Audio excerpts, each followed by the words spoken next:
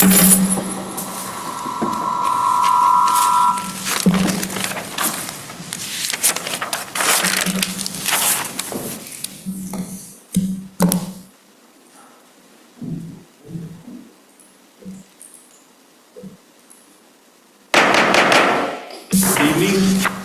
Welcome to Springfield City Council meeting, November the 12th, 2024. All meeting to order. Roll call, please. Mayor White, Here. Mayor Pro Tem Rodriguez, Here. Councilmember Martinez, Here. Councilmember Ortiz. Go right to invocation by Pastor Robert Mullen.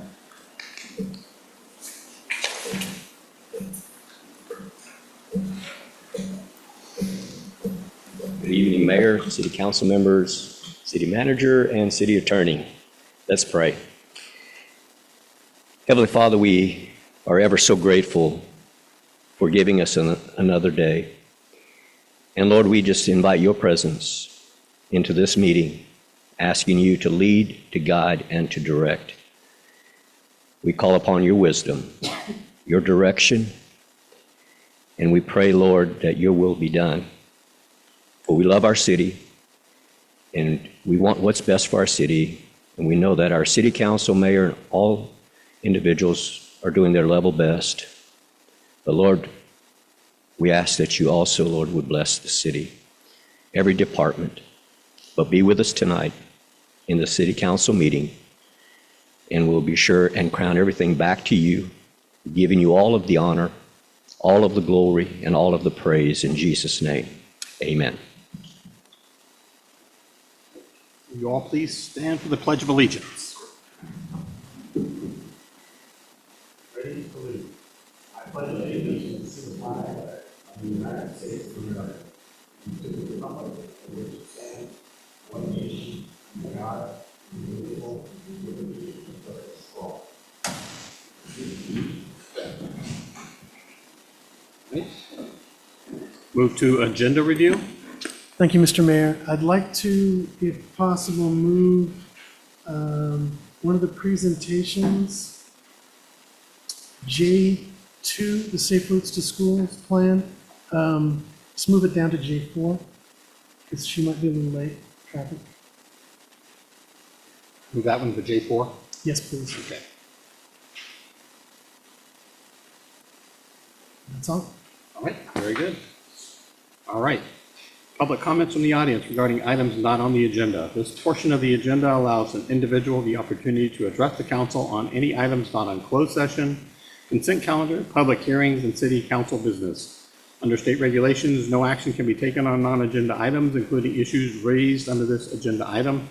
Members of the public should be aware of this when addressing the council regarding items not specifically referenced on this agenda. Do we have any public comments?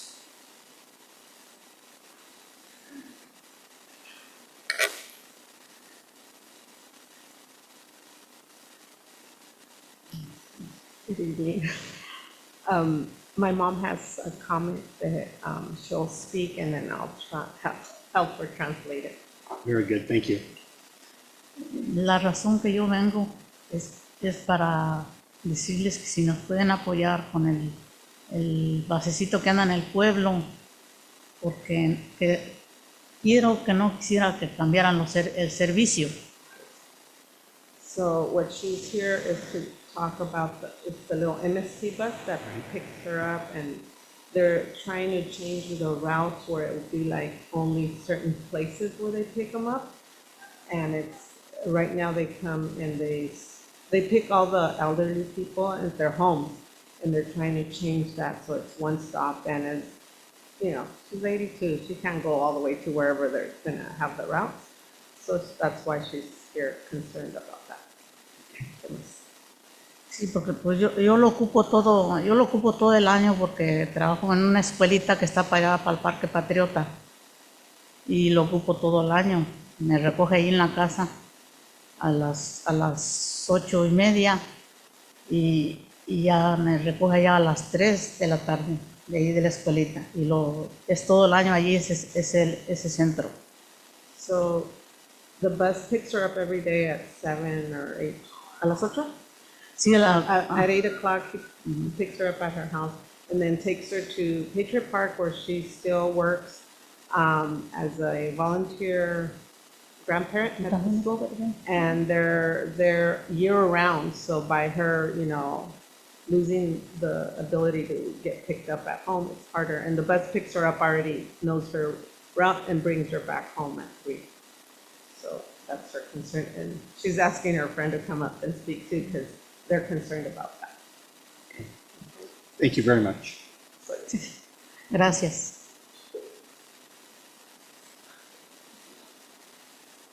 Buenas tardes.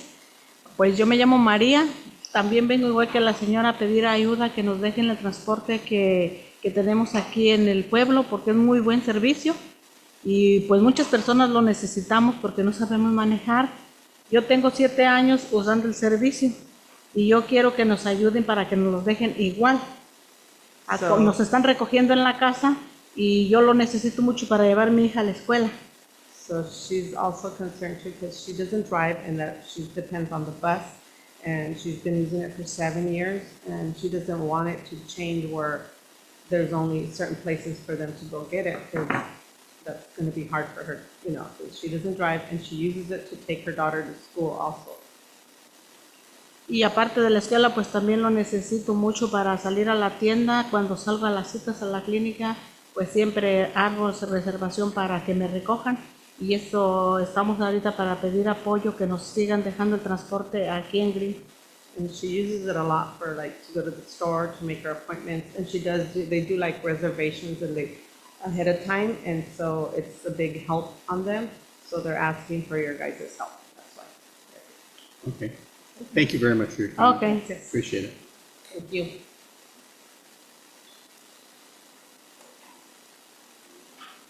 Anyone else in chambers? I do see one hand raised. Gabby?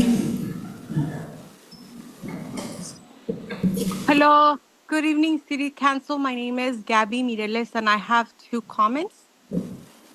The first one is, when are the lights in front of Magnolia Second Phase and 12th Street gonna be turned on? These are the city lights, and we've even messaged Public Works, and we haven't received a response. And these lights have months, and they've never been turned on.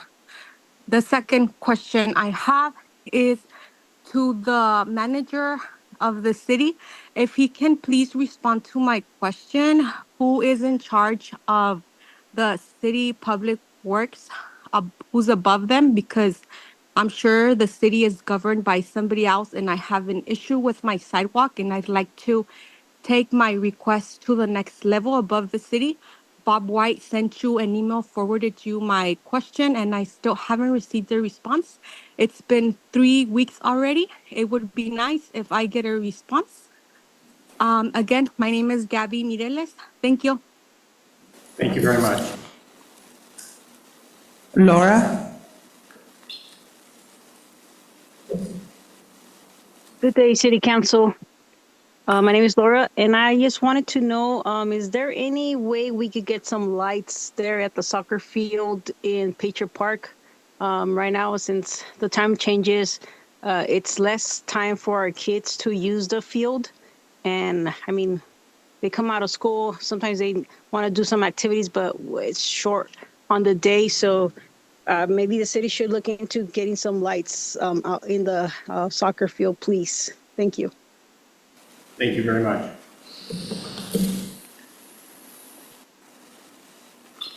Any other public comments? Seeing none, I'll bring it back to City Council for council comments.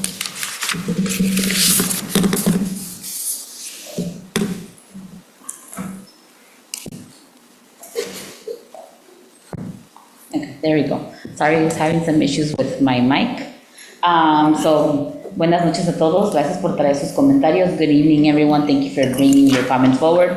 It's always very important that the council hears your comments, but not only that, also other avenues, like in this case, MST, they're always open. You could request a meeting. So también no solamente con el concilio, sino también pueden pedir una junta con lo que viene siendo la mesa que gobierna el transporte público, que es MST. Aquí tenemos a la vicealcalde Ariana, ella representa y es una de las tantas voces en ese comité. Pueden hablar con ella, pueden hablar también con Carl, que es el CEO de MST, pero no se sientan que nomás pueden venir aquí, también pueden venir, ir con ellos. Así es que eso es algo bueno, que sepan sus herramientas y que tengan ese poder para su voz. So more than anything, I'm just letting people know that, you know, Mayor Pro Tem is one of the voices in the governing board for MST. Not only feel that you could come to the council, but also you could go directly with MST. Carl, which is the CEO of MST, and it's always good to be empowered to know that you have a voice and that you could use it at any time. I mean, I applaud that. I don't have any other comment, just that I'm excited. I'm almost on my way out. Ya estoy de salida, así es que eso me emociona. The only thing that I really want to highlight is our amazing youth group that we do have in Greenfield.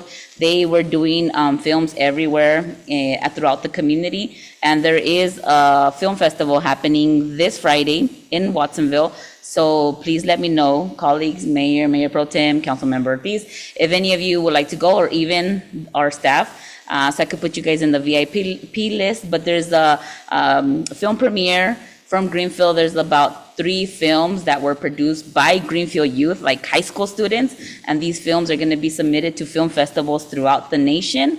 So I'm excited because they do really highlight what Greenfield is. Greenfield is an amazing farm working community, the activists that are growing in our community, the challenges that we have, but how we cope as a community and the resources that we do have. And Jesus, good that you're here, because they do highlight in one of the films, I don't want to spoil everything, but they do highlight Pilar and the amazing activities that she does, and she provides, like for Corico for our youth. So again, Friday, red carpet starts at 6:30 in Watsonville at the cinemas. And then the film themselves actually start at 7, and with the Q&A, and then there'll be a little after party. But again, let's really highlight what makes Greenfield thrive, and that is our heart. We are the heart of the valley, and our heart literally is our community. So with that, I will wrap it up. Very good, thank you. Good evening. First off, I wanted to say that our science workshop is doing an amazing job. I was looking at the pictures and of them being in the pinnacles, and I think it's just so nice, because some of these kids and families, the whole family, wouldn't have the opportunity to normally do something like that. So it's really important. And I just hope that they keep up the good work. They've been doing really good. I wanted to also say that I'm not sure if anybody has been affected by this yet, but the 101 freeway right past the Red Barn is past in Prunedale. It's down to 1 lane going in both directions.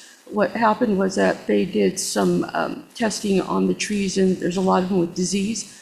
Some of you may recall, probably about a year ago, there was a young gentleman from Gonzales who was killed when the tree fell and they hit it on the freeway.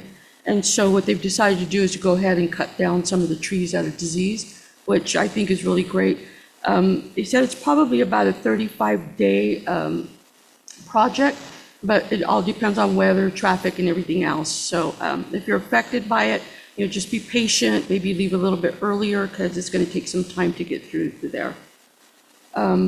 Also, probably about 2 weeks ago, I went to a seminar in Salinas. It was about domestic violence and gun violence. And I brought some literature for our council up here to read. I think it's really great. A lot of these people that got together, we had some really awesome speakers there.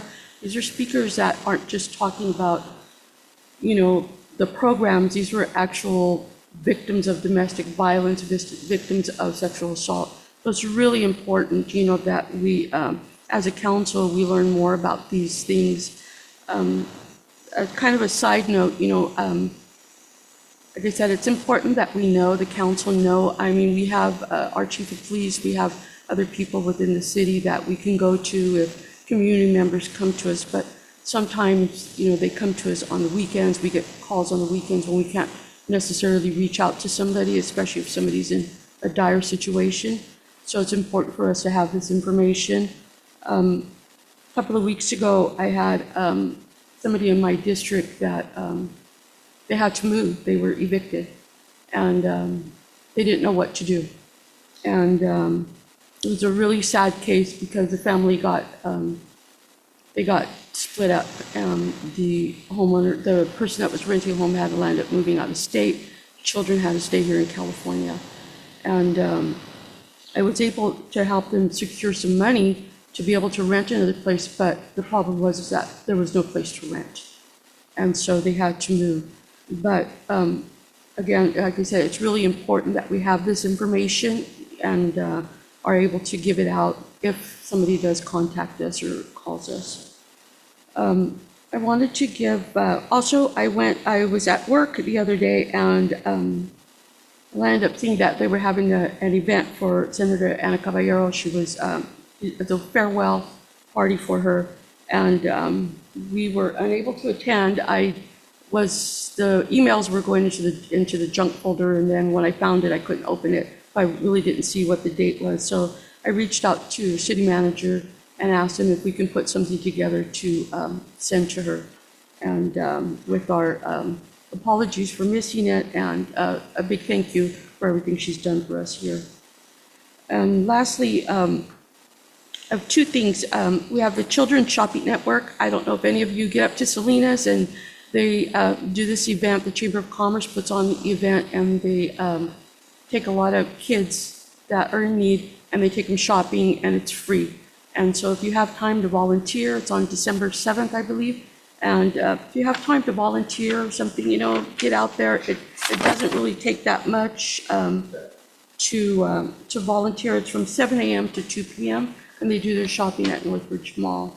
So if you do have time, it'd be really nice if we could get some volunteers from here from Greenfield. And then I wanted to give an update on our Day of Thanks, which is our free Thanksgiving dinner on November 24th. And my apologies to the council because I had not formally invited anybody. And I got so wrapped up in the event that I forgot to invite everybody, and I apologize for that. So far, we have been really blessed. We have enough food to feed 400 people or more. Everything has been donated. We have so many turkeys. We have 400 pounds of potatoes. I think we have 600 dinner rolls. It's just that the generosity from the community, from our businesses, from just regular residents from the city has been overwhelming. We are taking reservations. You will see a flyer on social media. There's a QR code there. The reservation doesn't stop you from coming in and eating. That is just kind of so we can kind of control the flow of the people, because we don't really want people standing outside or anything like that. So that's the only reason for that. But if you show up and you don't have a reservation, that's fine. You'll still get in, and we'll be serving from 1 to 5 p.m. Currently, right now, I believe we have a little over 90 volunteers. We have the cadets, we have the 4-H, we have the Bruins, the football team, and we have the Madrecita Foundation. I mean, it just goes on and on and on. And so for a first-time event, I cannot believe the community has really come together to do this. So I hope that all of you can attend. We will have the police department and the fire department will deliver meals to the seniors or anybody who is not able to attend personally. So if you have any questions, we have a Facebook page. You can contact me. Any of the volunteers, you can see us posting on social media quite a bit. So yeah, thank you. All right. Thank you very much. Mayor Tim? Good evening, everyone. I want to start with an MST update because we do have our meeting updates further down on the agenda, but this isn't really meeting related anyway. I'll share those highlights later. But for everyone tuning in specifically for information on MST, what is happening right now, or for anyone that doesn't know, is that the on-call ride service is set to end on December 31st of this year. That is going to happen because that's in line with the other South County cities that have either already started the circulars or will be starting the circulars. Greenfield is the last city to get this done. This is something, though, that's been in the works for over 5 years. So the concerns that have been expressed today, I hear them. I want everybody to know that I hear that, but a lot of this work was set in motion long before I came on board, so I'm also catching up with what's happening right now. But it is my understanding, and I can only share what is out there, is that the circulars are going to start and the on-call is going to end at some point. But that being said, what I have asked City Manager Wood and our Public Works Director to provide letters, and I will also be providing a letter, and I was waiting for tonight to ask the full council if I have everyone's permission to speak on behalf of the city, to ask that MST, that at the next board meeting that we have, that they consider an extension of the service of the current on-call service to extend from December to May, which is when we're hoping that that service, the circular service, is going by then. The other issues, though, as far as having transportation that can pick you up at home, we might be able to fill that gap in service with the other services that MST offers, like the para rides or the taxi voucher system. We can talk about other things and look into other things, and I'm also trying to learn more about what their other options are, so that we can support our community members that need those door-to-door services. But for right now, I do want to share that I've spoken to more community members about the MST issue than I have in the whole year and something that I've been on council. But I appreciate it because people are actually finally reaching out to me more about issues, which is great. But so everyone that I've talked to in piecemeal, I've told directly what's going on with this. And, it's really my high hope that knowing the board, for the MST board, and all the representatives that are there, all the board members really care about our communities. They're all elected officials, and they're there because they care about making sure that we're serving the people. So I don't foresee that, being an issue with any board member to support us in that way, but it is up to the board. So I will say that. But that being said, I'm doing what I can to make sure that I have a strong argument to present, basically. So there's a couple of community members that have been circulating petitions, and they took it upon themselves to circulate petitions, which I thank you for being an advocate for yourself and for the members of your community that are affected in that way, because that's only going to make our argument stronger for continuing that service, at least temporarily. And I, as I said, will be writing a letter as a representative of the city, and I'll be including the letters that I've asked for, so that with the signed petitions from our residents, I'll be submitting all of that to MST.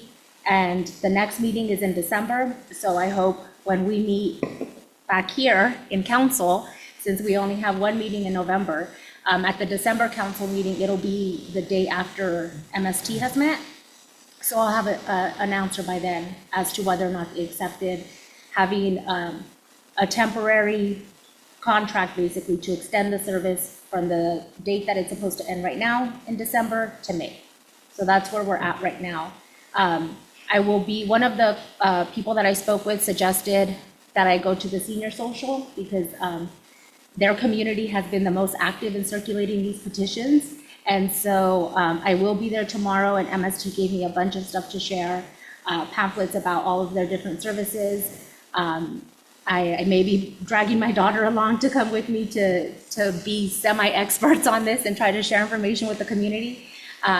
But if you'll be there, I'll see you there tomorrow. I'm open to questions. I want to make sure that everybody's as informed as possible, because I realize that there's a panic happening. That's what we didn't want our residents to be feeling.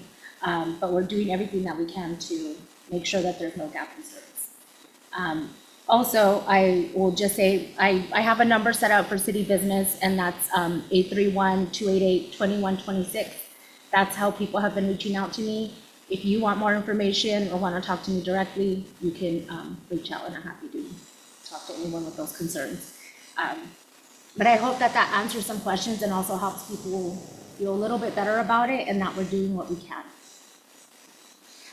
Next, I spoke with City Manager Wood about this, and because there was an article with some incorrect information about our District 1 vacancy.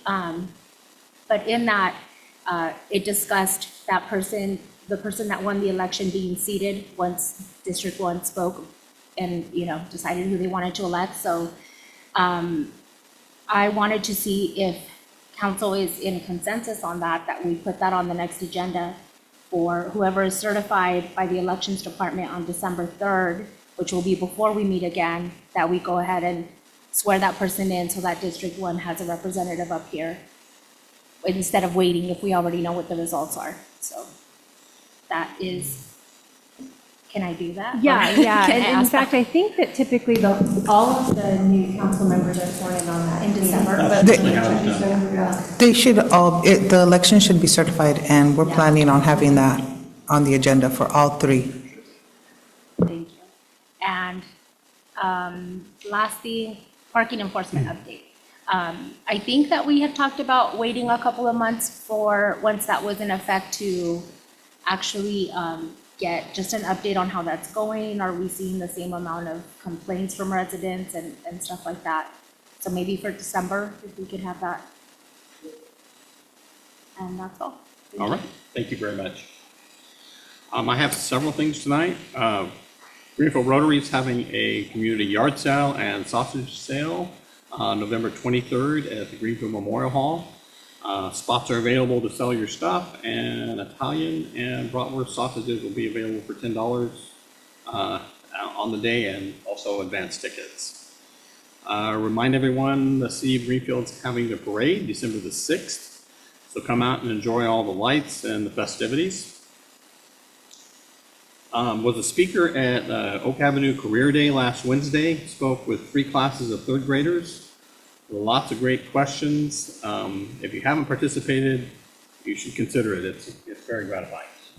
Get out there, and there's a lot of requests at the moment. I think there's one coming up in just a few days, and there's one early next year. I was happy to participate in the grand opening of our newest business, Jamba Juice. It's located in the Chevron Travel Center on Walnut Avenue. I understand Pizza Hut should be opening there soon. Go out and enjoy. I want to say I enjoyed my family and I attended the Witches Ride. It was a lot of fun. They had a lot of participants, probably 40 to 50 participants riding their, all dressed up and riding their bikes down El Camino Real. It was a lot of fun. Great to see. Would have liked to have seen a few more people out watching them, but they were having a great time. So that was a nice evening. I attended the new futsal court dedication on October 29th. This is an all-weather court where soccer players can practice year-round. The court was donated by Chevron and the San Jose Earthquakes. It's out on the basketball courts out at Patriot Park. So if you get a chance, go out and take a look at it. The court still can be used for basketball, but also for practicing soccer year-round. Helps them develop their passing skills. Finally, I wanted to thank all the candidates who were on the ballot and ran for City Council. It shows your commitment to our community. We will be swearing in the new council at our next meeting after the election is certified by the state. And I'm looking forward to working together with the new council as we move Greenfield forward. And finally, I'd like to request, I know we've had translators most of the time, but if we could make that a point to try and have the translator at all of our council meetings, I think that would be a good idea. We have a definite need, obviously, tonight. We could have used a translator. So I'd like to make that request. And that's all I have for tonight. Sure, go ahead. Additions. Number one is, I wanted to say, si hablo español, me da un poco de pena hablar español en público porque a veces se me van las palabras, pero sí hablo español, so si me quieren hablar para platicar sobre el MST, también, por favor, me pueden hablar con el número que di, que era 831-288-2126. So I wanted to say that. And then, speaking about the career day stuff, I want to just ask that for permission, I guess, to represent myself as a city official at the Arroyo Seco Academy Career Day coming up. If anybody has any issues with that. That was all. Thank you. All right. Let's move on to item I, consent calendar. All matters listed under the consent calendar are considered routine and may be approved by one action of the city council unless a request for removal for discussion or explanation is received prior to the time council votes on the motion to adopt. I will open consent calendar up for public comments.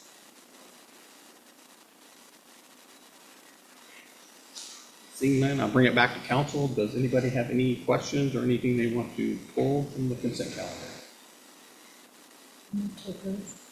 I have a motion to approve. Do I have a second?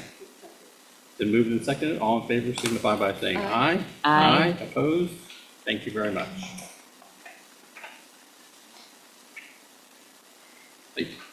Mayor's presentations, proclamations, communications, and resolution. I have one proclamation tonight.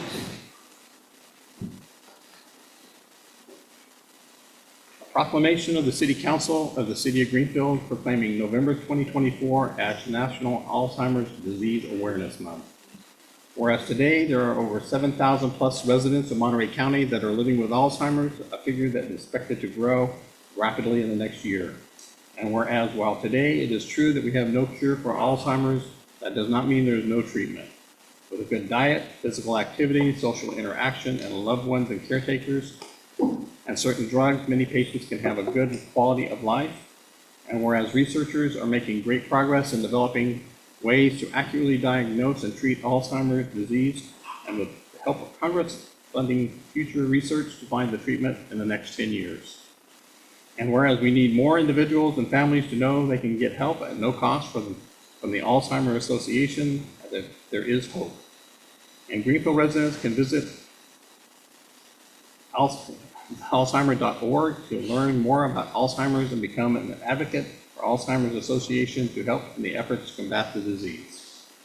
Now therefore be it proclaimed that I, Robert White, Mayor of the City of Greenfield, do hereby proclaim the month of November 2024 as National Alzheimer's Disease Awareness Month. Do we have anybody to accept this tonight? Okay, I'll hold on. You want to put no? Okay.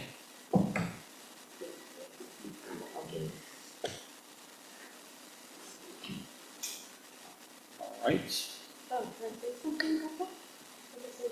Sure, go ahead, absolutely.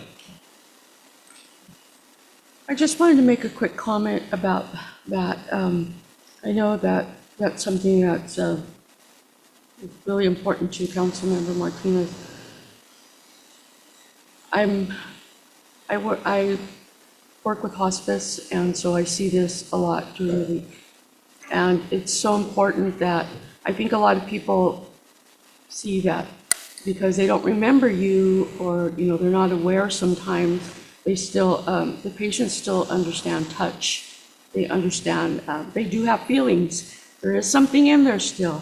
So it's really, really important, that we don't forget about them. Even, when they don't remember us, they still have feelings. So it's just really important to make that point. I get emotional because I see this all week long. So it's just something that's near and dear. So. Thank you for your comment. No, thank you for saying that, Councilmember Ortiz, because it's important. I think one of the things that I learned with my mother is that people give up on their loved ones. Don't give up on them, because it's a lot to have to take care of your parent, like if it was your own child.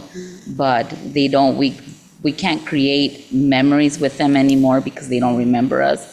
But one thing that I learned with hospice, which I think it's amazing, and I think honestly this proclamation should end up going to all the hospice agencies that we have in our community, to every single nurse that goes into this home, because they teach us that we don't create memories with our loved one anymore, but we do create feelings. So just like Councilmember Ortiz mentioned, how you make that loved one feel that morning, whether you walk in with a smile or you walk in agitated or angry, they're gonna sense that and they're gonna react to that. So what a better way to create those feelings by smiling at every single one of them, hugging them, touching them. But that's all that we could create. And I'm not longer gonna be in the council, but I do see in the future that you guys continue bringing this forward, educating the community. I know Paul and I, in the beginning, we had a lot of hopes and dreams that one day Greenfield would be purple, where every restaurant could creating a beautiful environment for us to bring our loved ones, because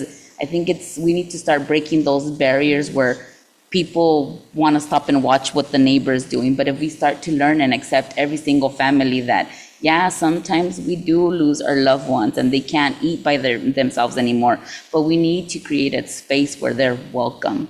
And so that's my hope for Greenfield. And I know that with the leadership that I leave behind, you guys will be able to create that. You will be able to create those feelings for our residents that are currently dealing with Alzheimer's and dementia. If I could follow up with something, just so you know, at the Harvest Festival, we did have a gentleman there that was giving information out about palliative care. And unfortunately, he contacted me and he wanted to be involved with the senior social, but he ended up leaving the job. But I've asked Fabiola to please contact the company and see if she can still get somebody else to come out. I think it's really important for our seniors to know that there is help out there, and not only that, for their families to understand that there is a lot of help out there, and you just have to ask for it. Sometimes they don't know where to go, or they have a misconception about what palliative care is or hospice care is. And so it's really important that we educate the community a lot more on these services. Thank you both for your comments. All right, we were skipping J2, moving it to the end there. So we'll go to J3, fiscal year 2024-25, quarter one, financial review. Great, thank you, Mr. Mayor. This is a relatively short report, and I'm hoping Ed's going to be able to. I did put the numbers in the staff report. Oh, excellent, thank you. So this is for the first 3 months of the year, July through September. And, you know, we think maybe we'd be at 25%, to be on target, we'd be at 25% revenues, 25% expenditures. Unfortunately, that's not the way, you know, the money comes in or flows out necessarily. So this year, I think we're at 14.3%. Can you move that down just a little bit, Ed, just to show the next few lines? Yeah, a little bit more. Okay, so we're like 14.3%. And I added a few items that we did receive shortly after the end of it. We received in early October that relate to the first quarter. So I'm going to say 25% for the first quarter is not going to happen, probably ever. But 15% is probably normal. So I think we might be a little low on revenues. Although, having said that, part of that reason also is because we received sales tax 2 months in arrears, so the stuff we're getting the past few months was allocated to the previous year. The first month's sales tax came in pretty well. We just got that last month. So, I did not include it all here. So I think it's looking probably a little bit better than what we might expect at the end of the first quarter. As far as expenses go, if you remember, this is 7 or 8 months ago, we did a mid-year review, which we'll do again this year. And the revenues were about normal. Expenditures were like 38%, and you might expect 50%. And that was a big issue last year because we had a lot of vacancies in our staff. This year, it looks like for the first quarter, once again, expecting maybe expenditures to be at 25%. We're at a little over 21%, 21.3%. And once again, I think we're trending normal expenses right about where we're supposed to be. But at the end of the day, we have some savings from staffing not being filled. So that couple of percent that were under expended is because of unfilled staffing. So Ed, can you roll up to the expenditure part? I've got it broken out by department. Here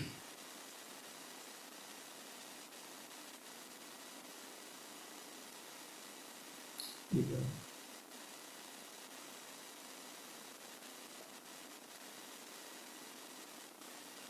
So you see many of them are under 25%. There's one that's over, utility billings over. That actually is a little bit of an anomaly that we do need to look at, because what it costs to do utility billing is a little higher than we expected, and that should actually be at 25%. So I will have to take a look at that. Also, parks is a little higher. We've been spending a little bit more money in maintaining them, but everything else is trending lower. City council, you're 31% for crying out loud. Well, that's because we pay all of your memberships for AMBAG and MS, all of the regional memberships we pay at the beginning of the year. So that's normal.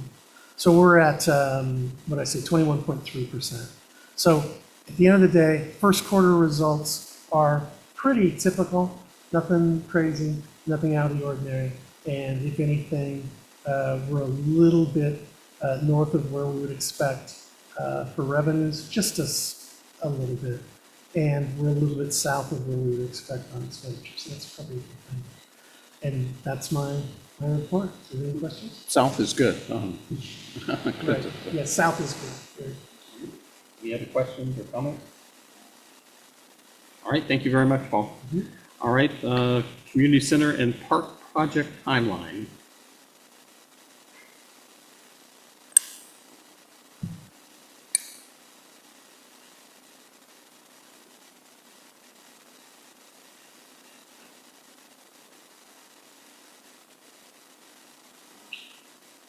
Good evening, Mayor and City Council members.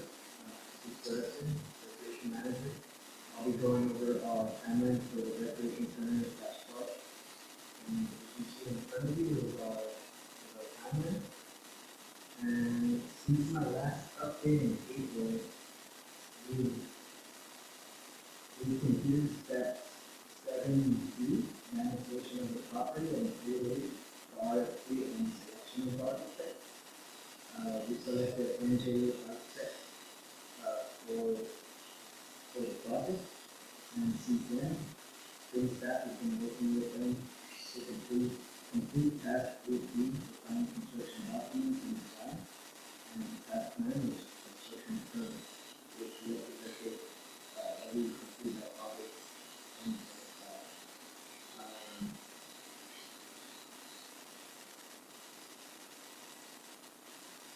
submittal for the permit review, which will happen when the design stage is complete.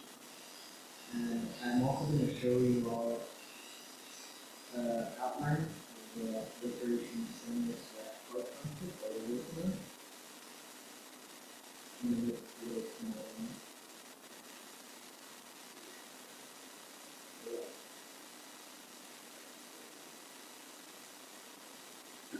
Right, so what you'll see here is some of the amenities that you could find through this concept layout.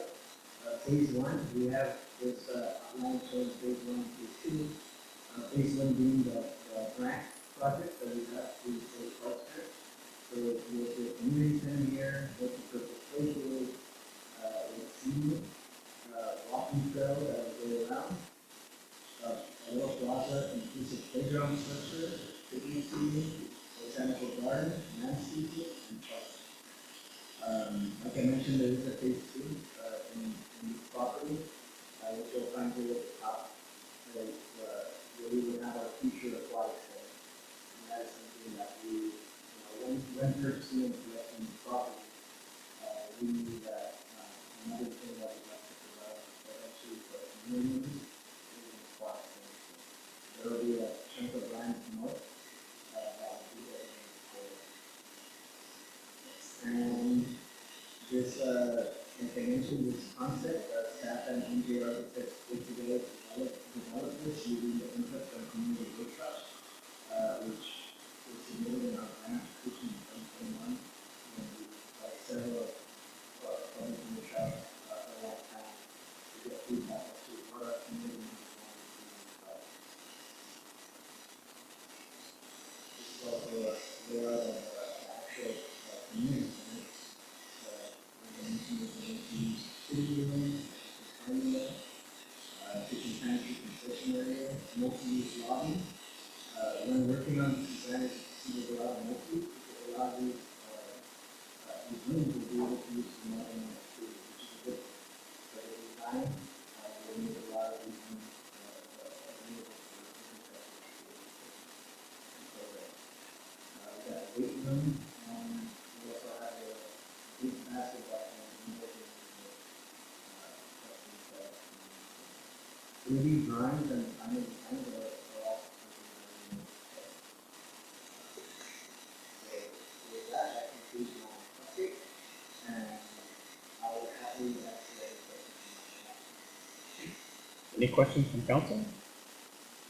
Comments? I have a question. In my conversations with City Manager Wood, there was mention of a room that would be used, like set up like a ballet studio with bars and with floor to ceiling mirrors. Is that one of the multi-purpose activity rooms? Yes. So similar to how we compare the student space, which is our regular one and two, this is the Pilates, dance classes, ballet. That's what one of those rooms would be designed for. So it'll be used for different dance programs like ballet, yoga, other dance classes, or fitness classes, or just like a large meeting or so the good thing about the design that I'm doing, and we'll have more input with actual improvement, is that, our architects are really good with, the designing these things, so that we could do it, okay, so this is new here, that's this, and that, but yes, that one would be, Is there a planned room for, I think the discussion was like 3D printers and digital arts classes and stuff like that? Yes, so the multi is usually it's not understanding that there's a multi-use lobby that we want to use so similar to other large hall lobby areas that are, I'm going to compare it to the Hartnell Student Center, but there's going to be tables set up, there's going to be other smaller sections that we use, computer lab areas where you will find, 3D printers and stuff like that. So we will make sure that there's designated areas in that multi-use lobby for programming such as 3D class. Last question, the indoor gym, I see that those bleachers, are those like pull down bleachers that you can, that recess back into the walls when not in use? So it can be used for other things? What's nice to have these moving is similar to high school has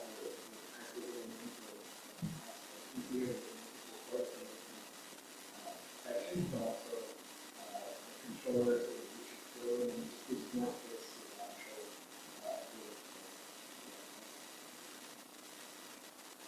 Thank you, that's exciting, all of that. Any other questions, comments? So did I see timeline there that we will be receiving some plans here next year, early? Yeah, so this construction phase is going to take about a year, right, to complete and stuff that we're projecting. Actually less than a year. We should be finished with permits and all that by August 25th. Right, so middle of next year, okay. I see the tight, there's a little more, we're getting a little tight on the back end of the timeline, is that correct? As far as the funding is concerned and? No, so the grant performance period is finishes in June 2028. So we technically have until June 2028. Turn to the finance portion of it. Are we looking at ways to finance? I mean, I know the grant is taking care of part of it, but it's not going to take care of the whole thing. Are we looking at options? So we can, yeah, especially we can grants, we can get, and also private funding, And I think after all of that question, MJ Architects was listed with various projects that would end up requiring more funding.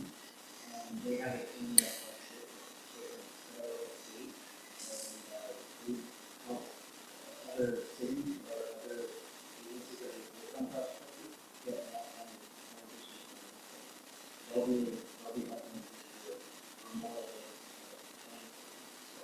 Great. Sounds good. Thank you very much. Appreciate the update. All right, we'll move to J2, Salinas Valley Safe Routes to School Plan.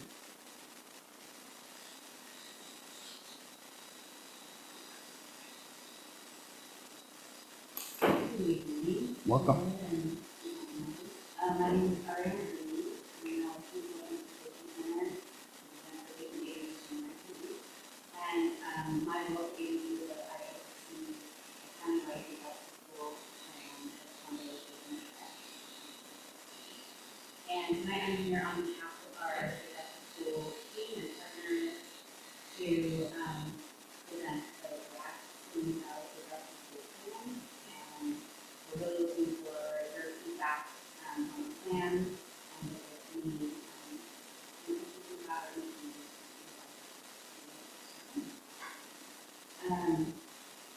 So, just a brief overview, this plan covers all of the basic public schools in the city of Newfield, as well as the city of Colette, as well as it covers a good part of the valley.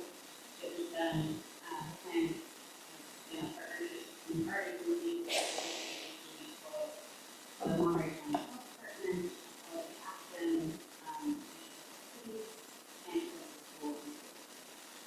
and the funding from Caltrans and our local market. And we've been working on it for over 2 months. And you all have received presentations from your own steering committee, which is one part of the project, and have already implemented one of your A big one, yeah. You guys are the first, and already did that. I just wanted to recognize the people and the local partner on the project. So the goal of the plans are first and foremost to make the streets safer for children, but really people all people, to walk and bike and get around. We focus on reducing traffic around schools. We want to healthy people to be able to survive, and that also a big part of that is providing a physical environment that allows them to walk. And really, this plan was designed for implementation in mind. So we looked at the grant criteria that transportation plan, and we tailored the plan to really meet those objectives. This has been a community-based process. We started in 2022, looking at the school community, outreach. We visited each of the sites and walked around, and we drove us for that. And noticing what the problems were, the opportunities to work with the transportation. We took graphic recommendations for the plan and all pilot project. And then we're shooting to have a plan adopted next month. So we're coming to the end of this grant process. And we've already done some outreach in the community, presenting to the school community and that plan and feedback. We surveyed parents, we surveyed the Full Street pilot project, and then of course we have additional we building on the So the plan includes high-level goals and objectives for transportation, safety, and health. It also includes a list of high-priority corridors for safe routes to school.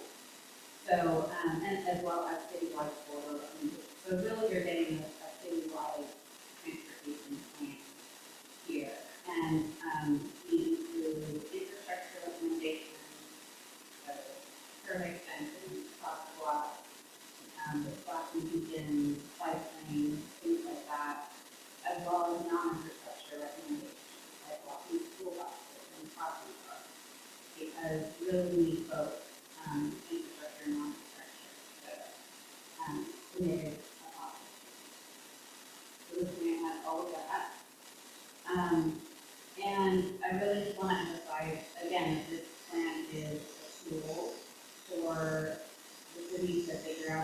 project, to build, and we are going to be a partner with you and looking for grant opportunities, funding opportunities.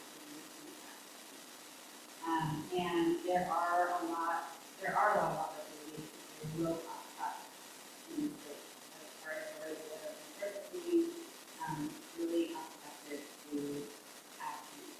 And I think that's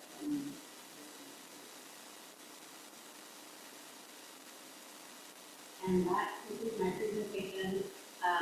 The plan is linked in the staff report. I did not have time, I mean, you would need your all night if you went through it all, so I'll just leave it there, and if there are any questions you have, or we can comment. Any comments, council?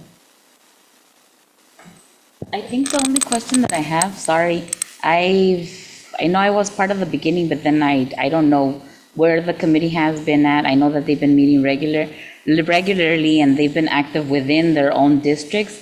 And one thing that I know that one of the schools has been modeling, Cesar Chavez, where my girls are at, they love to do like a point of contact, like they call it the little basecitos, and I know the Chief Mixer and PD have been amazing going out there. And I think that's one of the most difficult schools when it comes to I'm trying to think, the sidewalks and some lifted sidewalks, I would say like the little danger zones that they have in that area, but they've been really trying to incorporate that a lot. And I know that a lot of the conversation that comes out of these little so-called little like walking bus trips in the beginning of the early morning to make it in time to start school, they talk about, okay, well, what did we see on the way to school? Did we see not a safe zone, dangerous folks around, lifted sidewalks, not a sidewalk? Because I think at the beginning they started meeting, their point of contact was Starbucks, which was not the safest because there's no sidewalks going to Cesar Chavez. And then after that, they moved it to the closest park, close to the school. Where I'm going now with all this conversation is that I love that at least the conversation is continuing. And I think that that was one of the biggest priorities that came out of the initial stages, was that it's not just going to be a one-time thing. You guys are the leaders in your community. You need to start to advocate for these committees. And I would love to see members from that committee actually step into roles of power within the city, like Parks and Recs Department, being part of the Planning Commission, being a council member as well. So, no, just great things that came out of this project. And it's always successful to say that Greenfield, we were the first that started we kicked off the whole Safe Routes to School. And it was a pleasure being part of this. And we have a really good, solid team in that committee. Any other comments? You can take the top one on our list here. That's the one we just completed, the 12th Street between Oak and Elm Avenue. Thank you very much for your help on that project. I would really love to see us take a look at these other ones that are on your list and start prioritizing those and just keep on moving down the list. Try to get some of these things taken care of. So. Any other comments? Jamie, did you want to say? I see you standing there. So. I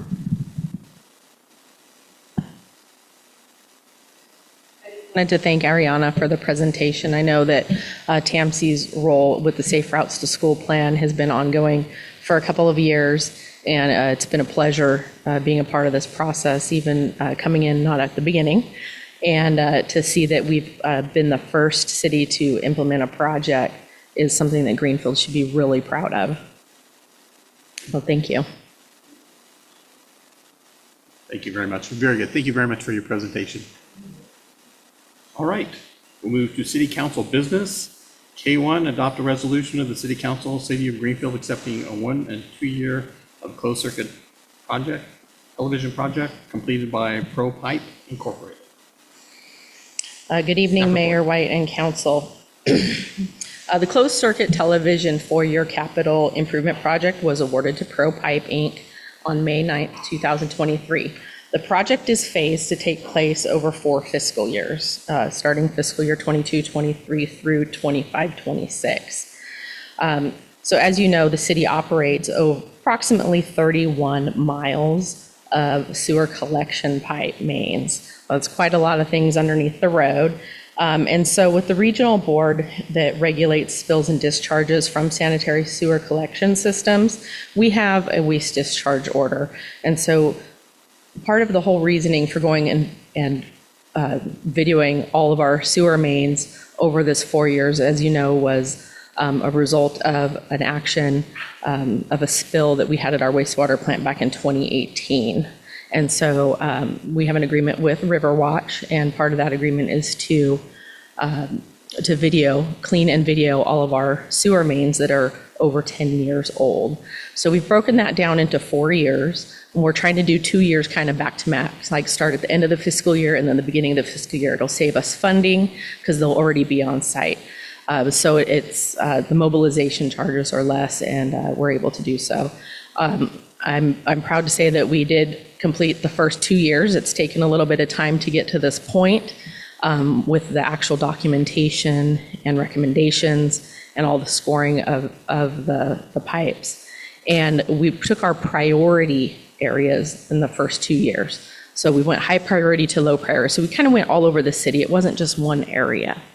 I am very pleased to say that we did not have a level 5, which is semi-catastrophic.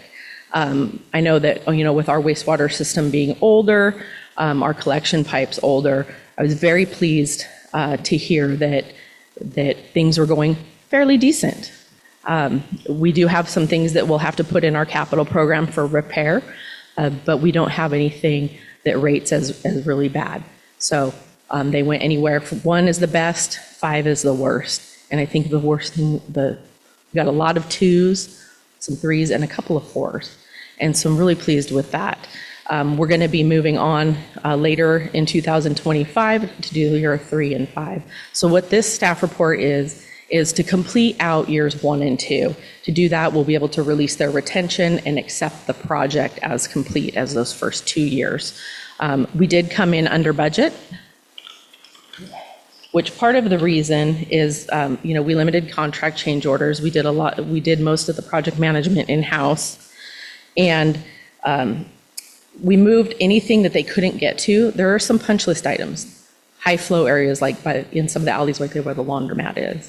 We moved those to the next cycle, to the year 3 or 4, in case we have others that are in that realm of where we might not be able to get in there and see it without talking to businesses and doing a little bit more work on our end as well to help the contractor. So that's also part of this cost savings that we'll probably end up transferring later on. But we'll be able to include extra budget for that when we go to budget cycles. So I'm asking that City Council adopt the resolution tonight to accept the year 1 and year 2 closed circuit television project. If there's any questions. Thank you very much. I'll open up K1 for public comment. Anybody that would like to speak to this item? Seeing no one, I will bring it back to council. Comments, review, and action. Any comments from council? Then I'll entertain a motion. Been moved and second. All in favor signify by saying aye. Aye. Opposed? Motion passes. Thank you very much. K2, adopt a resolution of the City Council, City of Greenfield, declaring that 0 bids were received and the fire department apparatus bay door project may be procured economically and satisfactorily in the open market. Staff report, please. Good evening. I'm going to be up here for a few more rounds. So. I noticed most of these were all yours. So the Public Works Department released a request for proposal on September 24th for fire department apparatus bay door replacement project, and bids were due to the city on October 17th. The request for bid was advertised on the city webpage, and also multiple direct emails were sent out to different overhead door companies for bidding. On the deadline, the city received 0 bids. So the city's purchasing policy of Municipal Code Section 3.12.050 states the following: unacceptable bids or no bids received. After rejecting bids, the City Council may determine and declare by resolution that equipment, supplies, materials, or services may be more economically or satisfactorily purchased or secured in the open market, and direct the purchase of such equipment, supplies, materials, or securement of services on the open market by direct negotiations. So staff is recommending that the City Council approve purchase on the open market for the fire department apparatus bay doors.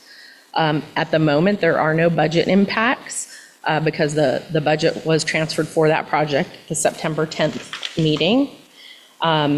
We will be, if council does move forward and approve this resolution, staff will be reaching out to companies again to see if we can get anybody to respond besides one company that we did have a response earlier in the year, but they did not bid on the project. So we're basically going back to square one, but without the request for bid to see if any companies would like to come give us some pricing on this project. All right, I will open K2 up for public comment.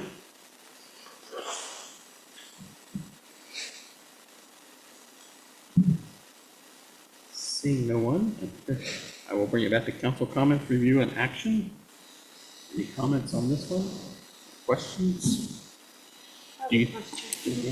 So you didn't get any bids, I didn't hear you that well, but, so you're going to send it back out for bids, or you just find somebody? No, so since we didn't receive any bids through the bidding process, this section of the municipal code that was stated here would allow us to just call different companies directly Gotcha. to see if they're interested in coming down, looking at the project and giving us pricing. So it would become more, and Jennifer, please correct me if I'm wrong, more of an informal bid process at that point. Thank you. So are we going to broaden our net a little bit and try to? Well, I made it pretty broad. It's just hard when there's deadlines and, we're kind of not in a desired location when you're going hours away trying to get people to bid and selecting that wide net.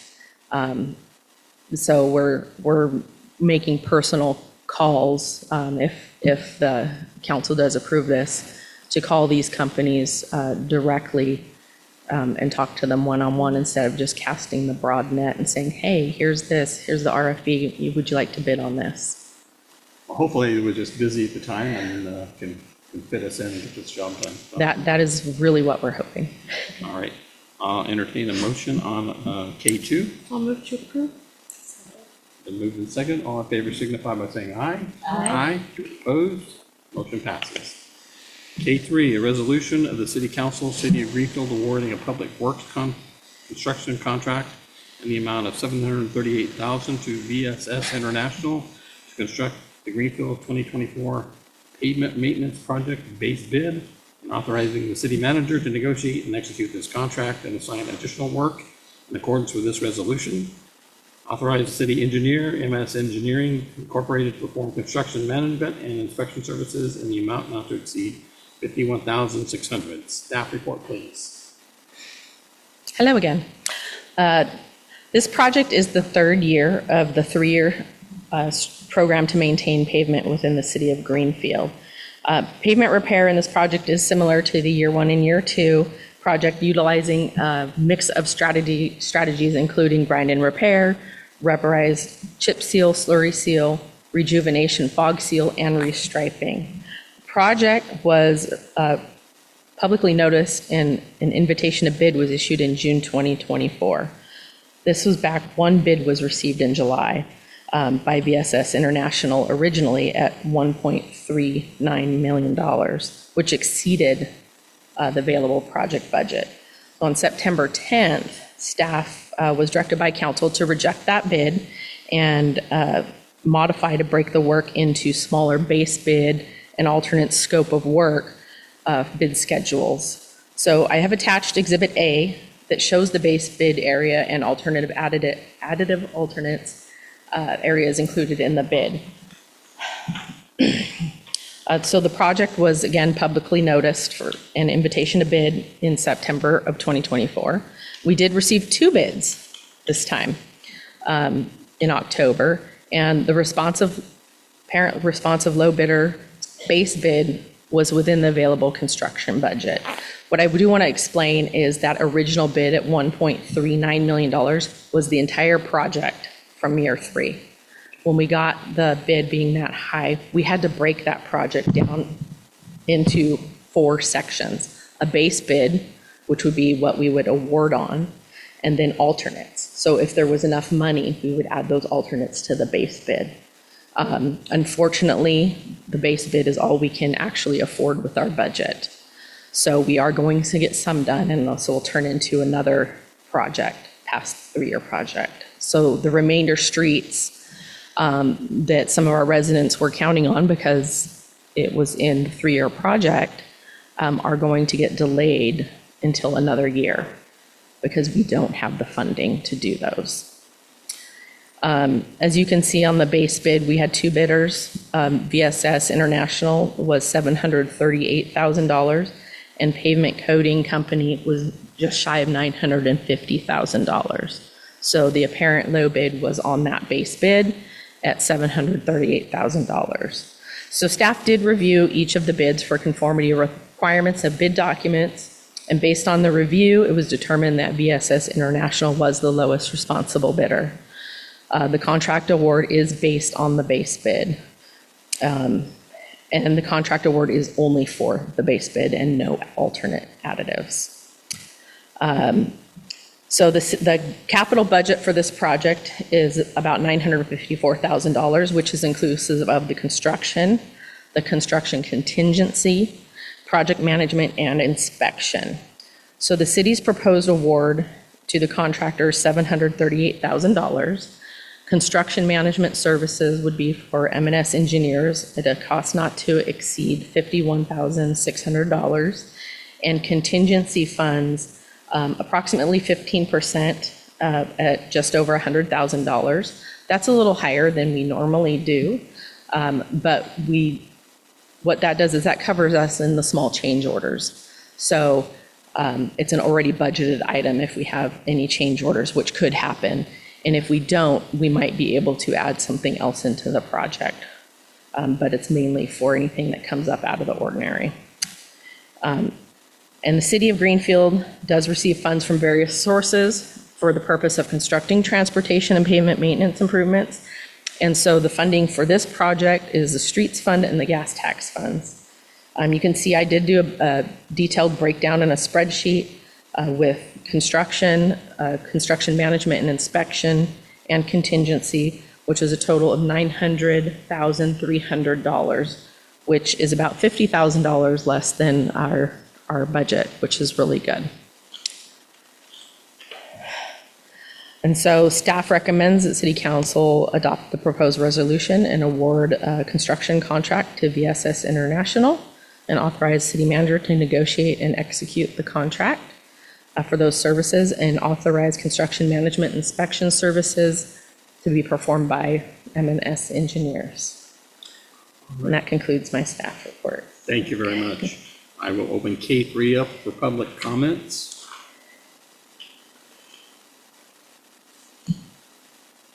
Seeing none, I'll bring it back to council comments, review, and action. My only comment is, hopefully, I would like to see at some future point, I know we can't this year, but I would like to see our main arteries like Apple and Oak and Elm Avenue that are really highly traveled. I'd like to see those get taken care of. That's, we haven't done those in there. Some of our main streets. So. Yes, and this particular project is including the remainder of 12th Street. Okay. I have a question just to make sure that I'm understanding it correctly. So the initial bid of the almost 1.4 million was everything included the base and these additives? Yes, right? that is correct. So when we add up those now, it's almost 2 million for the same work as we would have paid under 1.4 if we had the money now. Yes, so, and I can explain that. I see Jennifer going, yeah, I've seen that. So it's a bidding strategy, right? So when you award on the base bid, and then you decide you're going to do the additive alternates, those prices don't come into the who we're awarding it to. It's all based on that base bid. So I could base bid at $10 and put additive alternate one, $1 million, right? So it's all a strategic bidding process with contractors when there's additive alternates. For example, if you look at this little spreadsheet with the additive alternate prices on them, you can see that they're very different.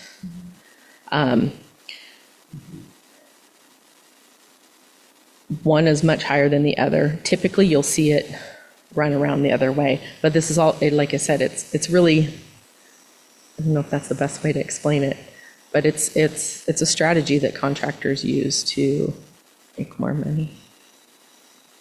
So the bottom line being though, if we had the money to do it now, it'd be 1.4 million, but doing it this way, we could potentially be paying up to 2 million. Is the bottom line, right? Yeah, if we were to choose the alternates together, yes. And I would just add, that's always the risk when you reject bids, is that the new bids will come in higher. And I think it's actually pretty common that happens. It's very common. Any other questions or comments? Good question. I will entertain a motion on K3. Move to approve. I need a second. Been moved and seconded. All in favor signify by saying aye. Aye. Aye. Opposed? Motion passes. Thank you.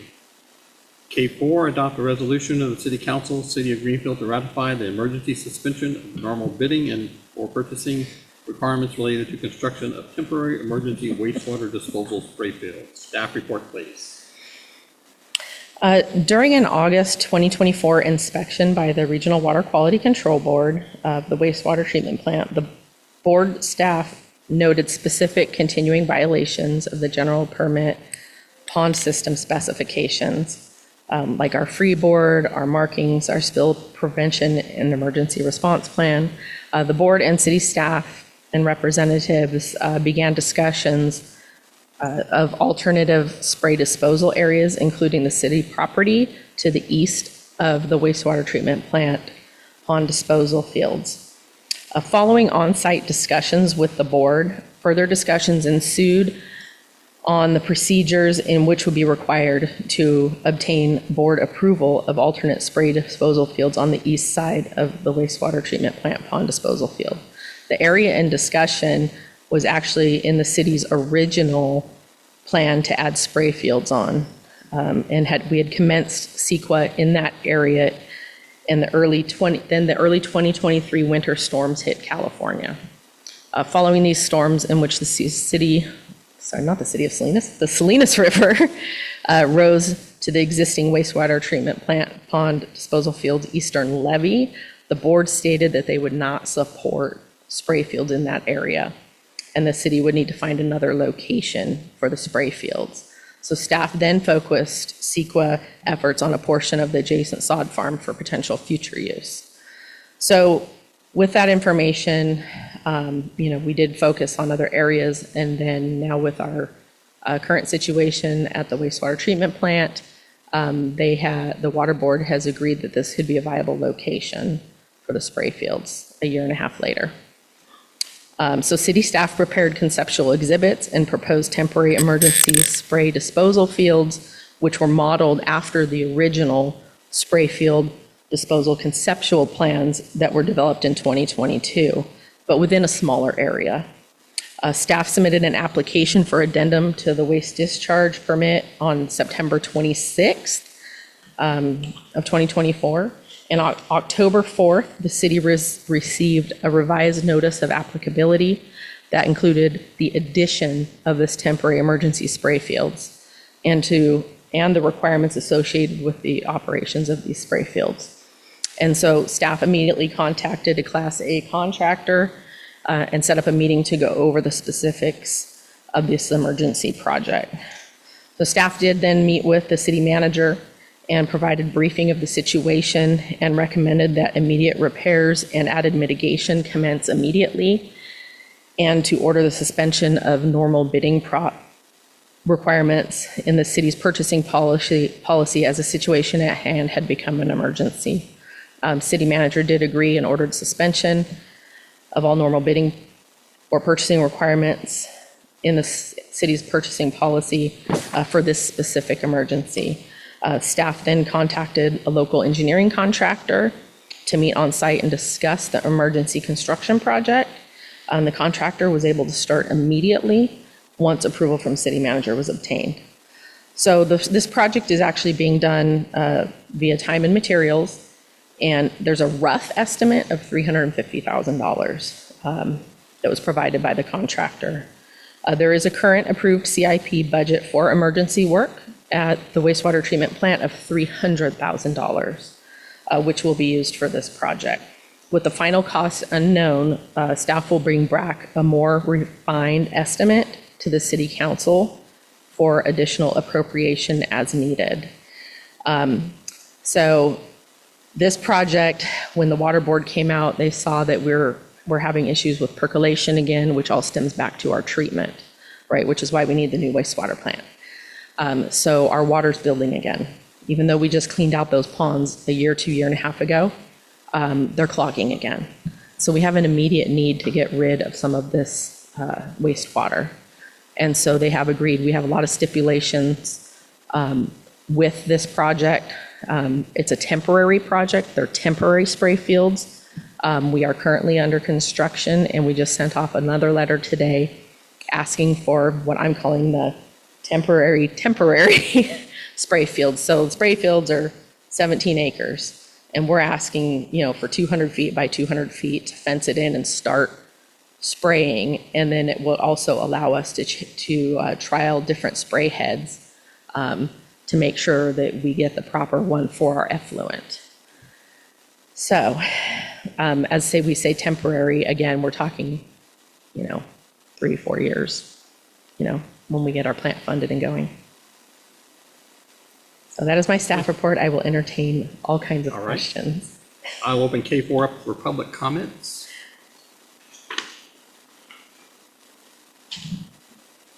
Seeing none, I'll bring it back to council.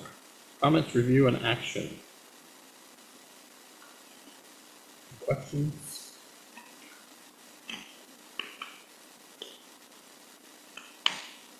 So we are really, this is just a trial to try and deal with some of this extra water that we have out there, correct? Yeah, so we're actually constructing the temporary disposal spray fields. And in the intermediate of those being completed, we're asking the water board for a real small area to start using as soon as possible. To practice on, basically. Yes. But our permit was revised and amended to include this emergency spray area. So we did get the authorization via a conceptual plan and an SOP that our utility division manager drafted, which is a statement of procedures on how we're going to do things when it's running. We also have to ask the water board for approval to run these spray fields. We just can't run them anytime we want. There's going to be, it's weather dependent, time dependent. They'll probably only approve for so long, and then we'll have to ask again. And that'll be the approval process for that goes through the executive director of Region 3. My only question I was going to ask Jamie, and probably Paul, you could answer that too. How is our relationship with the water board now? I know we didn't get the grant, but at least do we have a good standing relationship with the board that they could support anytime in the future if needed? We have a really good relationship with the water board. They're very receptive. They're very responsive. They're working with us. We bounce things off of each other, different ideas before we kind of go formal. It's been a very, very good collaborative effort on a lot of things. And I know you said that we didn't get the funding, but we have not been denied the funding. So I do want to clarify that. Okay. We don't have a response, an official response, as they're still reviewing our application as well. That's good. That's good to know that at least there's a good relationship, because I know that in any type of situation, they'll be able to advise and give even suggestions or recommendations of future grants, or just even not kind of come and give us a slap in the hand, but actually work with us to be able to bring solutions forward. So that's good. That's Yes, we have a good very sign. good relationship. Thank you for asking that.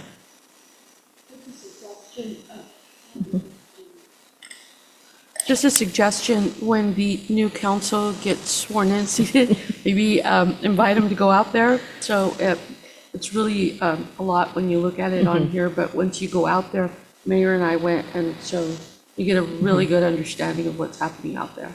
That is a wonderful idea. I will make sure that we send out an invite when the new council's all together. My question is, the funding for this is coming from The funding for this is coming from the wastewater treatment. wastewater treatment? Yep. Okay. All right. I move to approve, Mayor. Been moved and second. All in favor signify by saying aye. Aye. Aye. Opposed? Motion passes. Thank you. Five. May I just say one thing off topic? I know this is kind of out of turn. Happy birthday, sweetheart. It's my daughter's birthday. Thank you. You're very welcome. K5, a resolution of the City Council of the City of Greenfield approving an agreement with Fluid Resource Management to be contract interim chief plant operator of the wastewater plant, interim operator of record for the public water system, and consulting services for the City of Greenfield for a period of 1 year. Staff report, please. You got another one. My apologies. I thought I was already done. I got stuck to another one. This one's a big one. Sorry about that. I might be excited to go see my daughter. So back in 2022, the City of Greenfield entered into 2 separate agreements with Fluid Resource Management, otherwise known as FRM, for wastewater plant management services and the city's public water system as well. The intent was to improve plant efficiency, efficacy, I can never say that, and to train staff better. So City Council did approve multiple contract extensions for both contracts since 2022 and is currently out of contract with FRM for these services. The city was without a utilities division manager from early August of 2022 through mid-May of 2024, just shy of 2 years. FRM was contracted in August 2022 as the city's certified plant operator of the wastewater treatment plant, as well as the interim certified operator of record for the city's public water system. The city onboarded a new utilities division manager in May of 2024, and this individual has been and continues to train on the city's utility system operation and maintenance, as well as his management skills. He is on track to obtain his required wastewater treatment operator certification by May of 2025. FRM's duties include reviewing previous operations readings, meeting with staff to discuss the reporting portal, previous control lab tests, and adjust operations of the facilities if and when necessary to ensure continued efficient operation. FRM's compliance department will prepare the required reports for the wastewater and water systems, and once approved, submit them to the appropriate regulatory agency. The funding for fiscal 24-25 for this service will be from the existing wastewater division budget and water distribution budget, and invoiced as time and materials.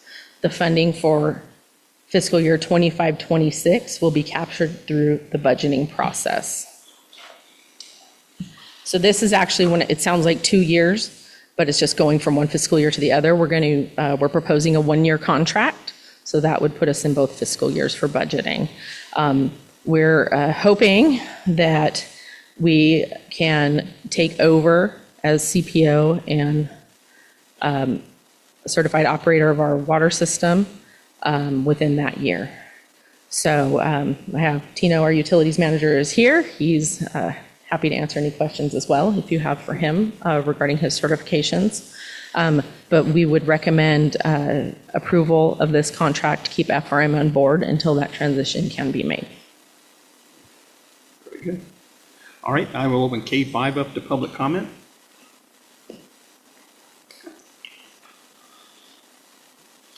Seeing none, I'll bring it back to council for comments, review, and action. Any questions or comments? And I'll need a motion on that. So moved, Mayor.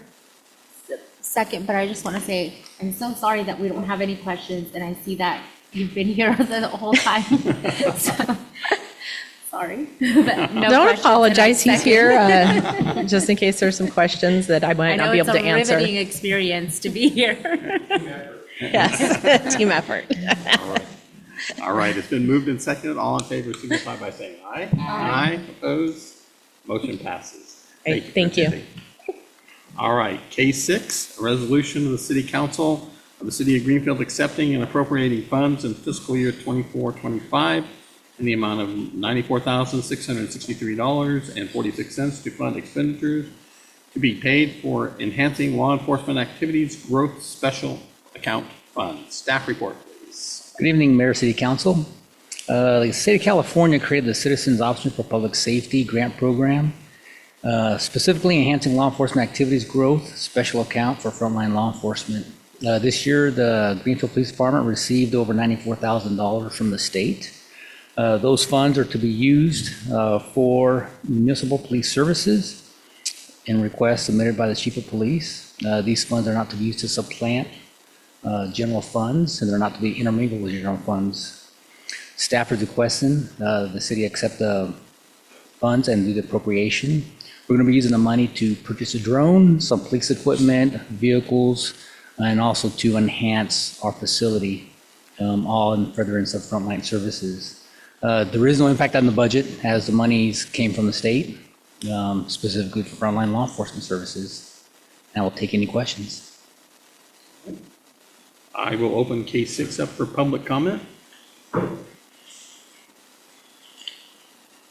Seeing none, I'll bring it back to council comments, review, and action.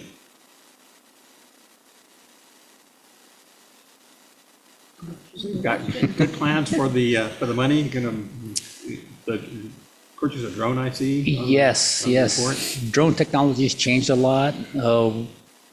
Because it's changed so much, we've kind of like late adopters to actually bring a drone in. We have high winds, our weather here, so we need a bigger drone to be able to go up. Drone as a first responder program is huge. We're actually looking to do that.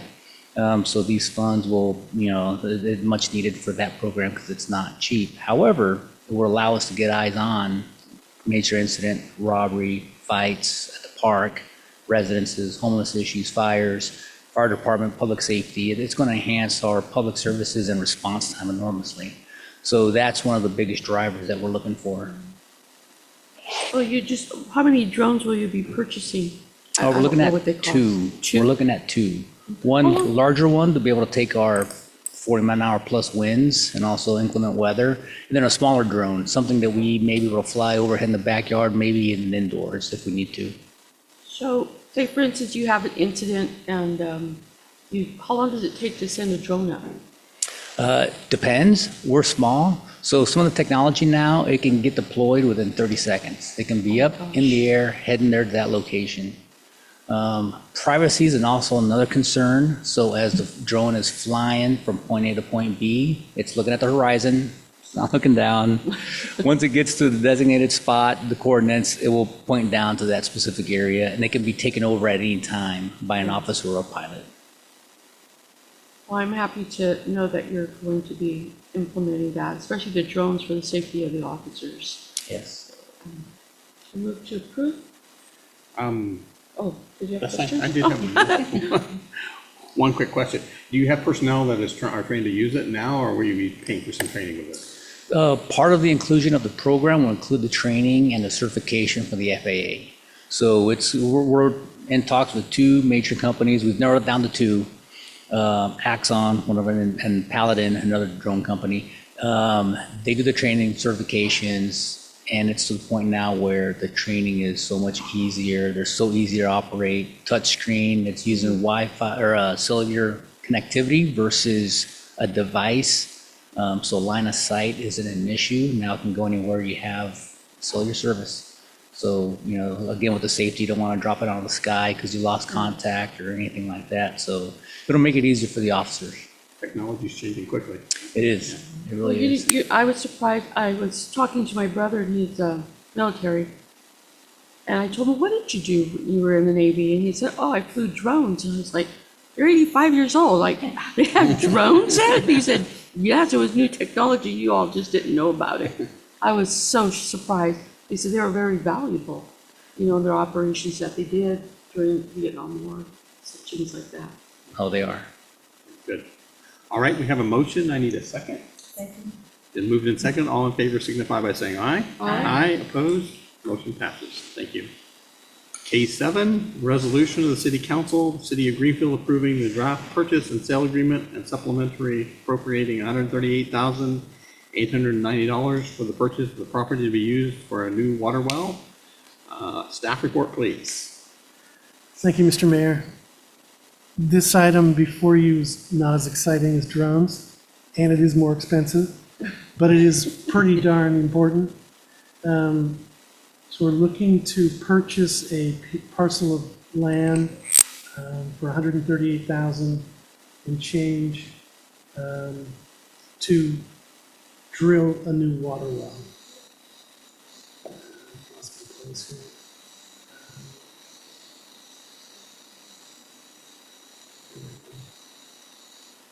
So council has previously, in closed session, we've talked about it. And we basically, the item here is to approve the draft purchase and sales agreement and supplementally appropriating the $138,890 for the purchase of the properties for the new well. The funding mechanism will be the water impact fees, which there's $4.7 million available in that fund. And since it is for an expansion of the water system, it's an appropriate use. The property is located on the J. Lohr Vineyard, and we also are purchasing right-of-ways to get back and forth. So that's basically it. Take any questions. I will now open K7 up for public comment. Seeing none, I'll bring it back to council for comments, review, and action. Questions from council? This is something we've been working on for a while. We've been working on it, prior to Jamie being here. John Alves identified the property, talked with Jerry Lohr at length to get this taken care of. So it's a long time coming. The next big project obviously would be maybe some storage tank, because this is our 8th water well, and it needs a storage tank as well, unless we find some other groundbreaking technology to where we wouldn't have to build another 1 million gallon tank. But that'll come after the well is drilled and the pipes are laid. So. Correct me if I'm wrong, we have 2 wells out in that area already, correct? We do, exactly, same water source. Anything else from council? If not, I will entertain a motion on K7. Second. Moved and seconded. All in favor signify by saying aye. Aye. Opposed? All right. On a well. All right. K8, a discussion related to proposal to perform ADA infrastructure improvements in parks and recreation facilities. Staff report, please. Thank you, Mr. Mayor. This item is a discussion item for the council and to provide direction to staff. It is related to a request made by council, Mayor Pro Tem, related to ADA improvements at our parks. And the ADA laws, I'm not sure how long ADA has been around. It's been around for a long time. And I look at it as an additive set of regulations because it's being improved constantly, it's changing constantly. You need to be in compliance with it. I'm not sure what the original intent of the cities when we built our parks was related to, not so much ADA, but providing ADA structures. So I'm pretty sure, and we'll find out through some analysis, I'm sure we've complied with everything we need to comply with. But if we're going to improve our ADA accessibility, such as replacing wood chips around play structures with rubberized areas so that there can be wheelchair access to appropriate play structures, well, then we'll need to, do some upgrades. So really, the question from staff is how, we know we want improvements, and this is specifically for parks and play areas, not for streets and roads and that kind of thing. How do we want to approach it? How deep do we want to go? And kind of give us a direction as to how do we proceed, and how deep do we want to go into the ADA improvement process?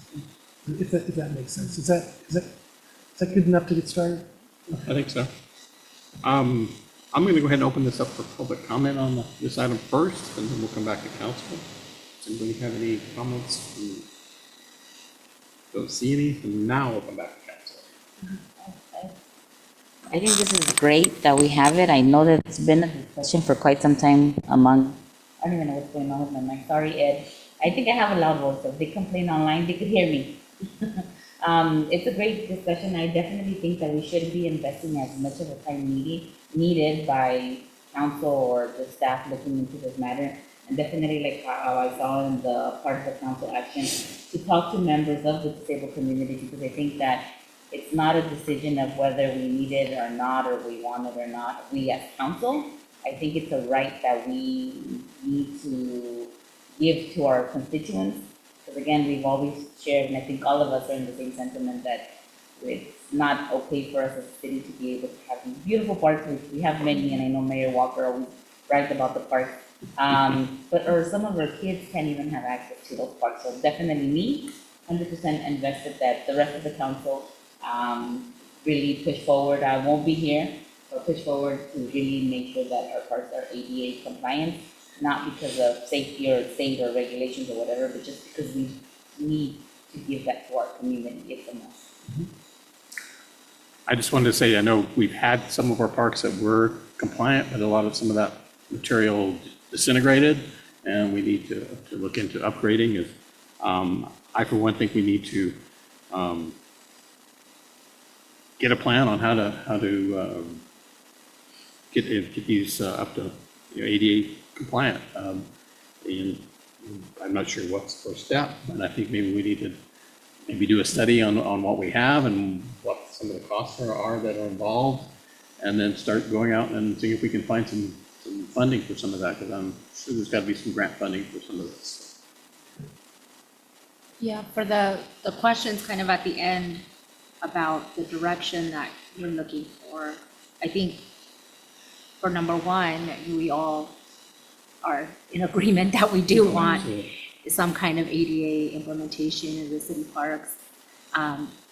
As far as how much we're willing to invest into updating, I think, or I at least don't have any realistic idea of what that takes, so I would want to see figures of what it would take and what kind of equipment that would cover, what kind of paving or redoing of the floors that would include, how many parks we could update, because I know we may not necessarily be able to update every single park, but that can be a long-term goal, but, to have a starting point. So I agree with what 3A says, obtaining some kind of an assessment of the needs to maintain compliance and some kind of expertise on what it would cost, some kind of cost analysis of including some ADA equipment and access ramps and stuff in our parks. So maybe have a menu of, these are all the things that we could be doing, from the taking out the wood chips, doing this, to different play structures, to different access methods, and then maybe get I don't know, I guess for me, would seem like if we had a menu of what all that stuff costs for each park, right? And then go to talk to the public, like you were talking about. Maybe that could be part of the first conversation, is talk to the public first, because I don't know exactly what they would want or they wouldn't want. So I would say definitely meet with our different organizations that we have in town and kind of like survey them. What is it that they envision? They're the parents, they're the adults in our community that are going to these parks, and we want to hear from them. something that might be acceptable or needed for us might not really be what they're looking for. So that probably could be a starting point, like just a community gathering with these key organizations that directly work with folks in their community with different disabilities.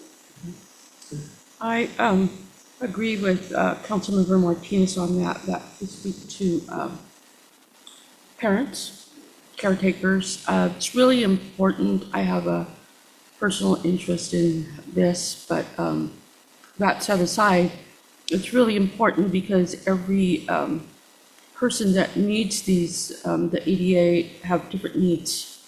And so it's really important that we cover, I know that we're really need to be cautious of what we're spending, but at the same time, I don't want to see the minimum done. I'd like to see something that is enjoyable for children and some young adults that do have special needs, as far as not being able to get out there right now because we have the wood chips and whatnot. So that's my input. Is that enough? That is plenty, yes, thank you very much. All right. So we will get to working on community engagement, and then we'll see if we can find, just start talking about the idea of getting some kind of study done. Okay. We'll get a Yeah. report And back also to you. grants, so, Sorry? and grants so that we can pay for Yes, it. and grants, absolutely. Right? If we Thank you. if we could just at the very least, next meeting, since we have a month, Yeah. and to keep the momentum going, so it's not something we see back in 6 months, at least have a plan then for the study, or have that, bring an item to us to approve for the study to move forward so that we can go from there. But I do think that the best feedback we're gonna get is from the members of our exact community. Yeah. If the price is right, we don't have to go out to bid for them. All right. And just one suggestion, Paul, do you want the information that we put forward from all of us that we know the different organizations within the Oh, community? that would be great. Like, I know definitely I would want to see Magnolia and Los Ositos be a part of that conversation as well. But also the organization that we have within our community, which is La Organización Mariposa, which I know Chief knows a lot about. But the board, at least, to have them involved and start the conversation. Great. Thank you. Right. Thank you very much for the feedback there. All right, we'll move to L, brief reports on conferences, seminars, and meetings attended by mayor and city council. Item A, League of California Cities, Monterey Bay Division. I wasn't here for the last meeting, but I do want to give a report, and I probably have it ready by my last and final meeting next month, which would be the 10th, I want to say. But I do plan on having a little get together with the community like I have done in the past. I brought lots of goodies from the League of Cities conference, and just definitely to share the information. But one thing that I do want to take away, because I think a lot of us come back with all this amazing feedback, or maybe not so much, because there were some workshops that were not really the best. But one thing that really stuck with me, and I really wanted to reach out and haven't had a chance to reach out to you, Chief Mixer, putting me in the spot. But you know my personal reasons, and also working with youth. One of the biggest things and the biggest conversation that I hear all the time is our youth being very active, being very crazy. We were all young, we all did it, but they live now in a time where it's so dangerous. And so one of the workshops that I attended was on fentanyl, and I really loved how that community came together. And it wasn't just like an org initiative, it was literally like the city putting, going after grants, working with different key organizations, but not making it like a one-time a year thing, making it throughout the whole year, and really making sure that they got the youth involved. And so that's one of the pitches that I want to throw at Chief Mixer, is with the local organization, Future Leaders of Change. Since I mentor that group, how can we bridge them together and hopefully in the future get support from the city? But I do think that that conversation needs to get started It's already there, so I'm not even gonna say started because it's already there. I've seen Chief in action, showing folks how to really be proactive in their community. But beyond that point, have the youth be those leaders where they're gonna train the next generation of leaders within schools about the do's and don'ts about, drugs in general that we have in our community. And also do more workshops where people get their hands on the drug that they need exactly to be able to stop an overdose. So many ideas that I have that I just need to meet with you, Chief, and really sit down. But I think, honestly, from all the different workshops that I attended at the League of Cities, that was definitely the best. And I think because it hit home in such a crucial moment for me, but also seeing youth and hearing personal stories at the high school, and you guys as officers see it and hear it all the time. Our youth are really naive when it comes to just finding that avenue with any stranger, putting anything in their mouth without knowing that it could be laced with anything. And if we could be proactive and just make sure that we have one less body in the grave and more residents in our community, I think that's what we should do. I'm bringing that report next month, but definitely for me, that was the highlight, the fentanyl, just how the city and the community came together, and it's all year round, them being out there active in the community, not just once a year, so, yeah. Great, thank you. Transportation Agency for Monterey County? I think I mentioned it in the beginning. We talked about the 101 corridor. We're talking to landowners of the 101 past Chular to find out, where it's going to be the best place to put an interchange. We have the Amazon coming, and it's really going to be difficult to get onto airport and the 101, depending on which way they're going. So there's a lot of discussion about that right now. We talked about the northbound and southbound lanes over past the Red Barn, what was going on with that, and we talked about the safe routes. I'm going to attend the Salinas Valley Recycles. I believe that was Councilmember Tipton's. So I'll go on the 21st. I'm the alternate, so I'll take that up until new council takes on their new committees. I think, so that was pretty much it. Okay. Association of Monterey Bay Area Governments, that's me. AMBAG, we're meeting tomorrow night in Monterey. We're going to amend the contract of the executive director and also review the 2050 Metropolitan Transportation Plan that allows the county and the cities to receive local, state, and federal funding for transportation projects throughout the county. So we're meeting tomorrow night. Salinas Valley Solid Waste Authority, was that your report on that? I don't know how to, Okay. but I'll get some when I go to. All right. Very good. Monterey Salinas Transit. That's me. First, I do want to go back to the League of Cities because I also went to that conference. But if we can just move that item entirely to us reporting out on it, there was a lot of great workshops that I would like to share specifics on. And maybe one of the presenters, one of the keynote speakers shared his slides with us, and it was all about the economy and how the narrative can become the truth, but it's not, even when those two things don't align and all of that. So it was really, it was a great conference, and there's a lot that I'd like to share about that, specifically the workshops that I attended, but if we're gonna move that, then we can do that next time. I think we should let Mayor Pro Tem present maybe at our next meeting. Okay. You ready? Yeah. And for MST, some of the highlights from our last meeting include we adopted a bus stop removal policy because there wasn't one in place, and MST has over 900 active bus stops and hundreds more inactive bus stops. So there isn't an actual formal process for people to request for bus stops to be removed, and apparently that's a highly requested service to people who don't want bus stops in their area. So now we've adopted an actual policy, which is great because now members of the public can actually track where the requests go. So that was one. And then there was we adopted a resolution in appreciation of State Senator Ana Caballero, since the redistricting means she's now not going to be overseeing Monterey County.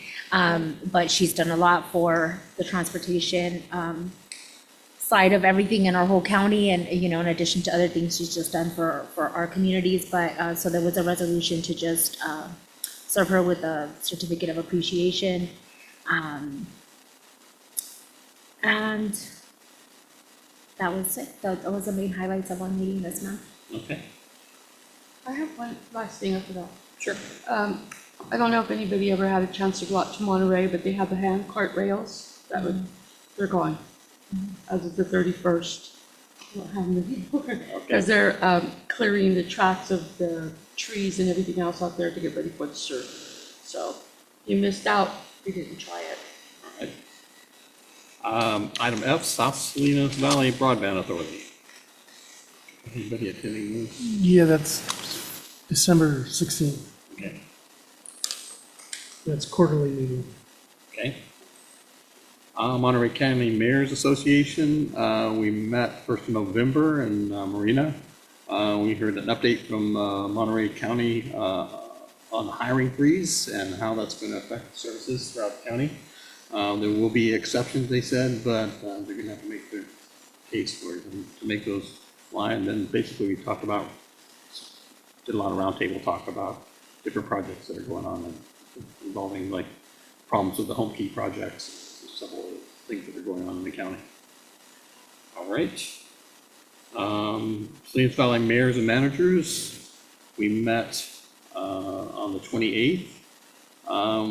We talked about a possible change in structure to the 3CE program. They're talking about reducing our member on that. And so we're talking about maybe asking them for annual allocations to maybe to the cities so that we can decide where that money is spent rather than having them do all the appropriations. We also did some discussion on shared personnel in South County on hard to fund positions like wastewater treatment people and various hard to fill positions. So that was also discussed. Planning Commission? Tomorrow night, right? I think there's a couple items on the agenda. I took a quick look at that. All right. Concludes the reports. City Attorney report? I have nothing to report. City Manager report? Nothing to report. All right. Well, thank you, everyone. Appreciate that. Hard work. Meeting is adjourned.